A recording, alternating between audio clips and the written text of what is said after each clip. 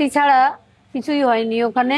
তাছাড়া স্বাস্থ্য সচিব যিনি, তিনি তো 13 তারিখ ওখানে তার পিজিটি রুমটা ভেঙে দিলেন, তার পাশের দেওয়ালটা ভেঙে দিলেন, বাথরুমটা ভেঙে দিলেন, এবং সাথে সাথেই তড়িঘড়ি সেটা সারাইও করে দিলেন। এবং আমার মেয়েকে নিয়ে ওখানে 30 জন চেস্ট ডিপার্টমেন্টের পিজিটি ছিল, বাকি 29 জন ওখানে সাইনও করলো।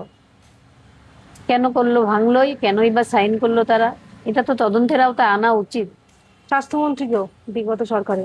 হ্যাঁ, স্বাস্থ্যমন্ত্রী কাদের বাঁচাতে চাইলেন? একটা অন ডিউটি ডক্টর খুন হলো, সেখানে তৎকালীন স্বাস্থ্যমন্ত্রী কাদের বাঁচাতে চাইলেন?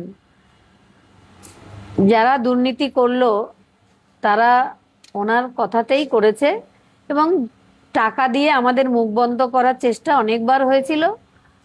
আমরা যদি তখন টাকা নিয়ে সেটেল হয়ে যেতাম বা কিছু না বলতাম তাদের কথা মতো, তাহলে আর কিছুই হতো না।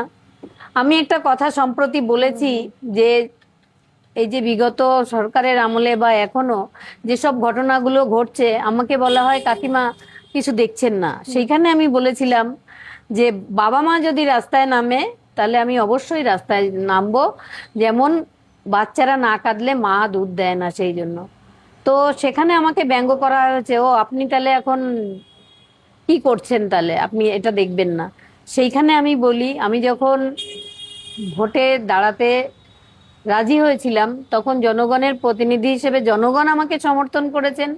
আমি আগে একজন মা, বিচার বিচারের মতো চলবে, প্রশাসন প্রশাসনের মতো চলবে, এবং আমি দলের প্রতিনিধি, জনগণের প্রতিনিধি, সেটা জনগণের প্রতিনিধি হিসাবে কাজটা আমাকে করতেই হবে, আমার দায়বদ্ধতা রয়েছে। সেই জন্য বিচার প্রক্রিয়া চলছে।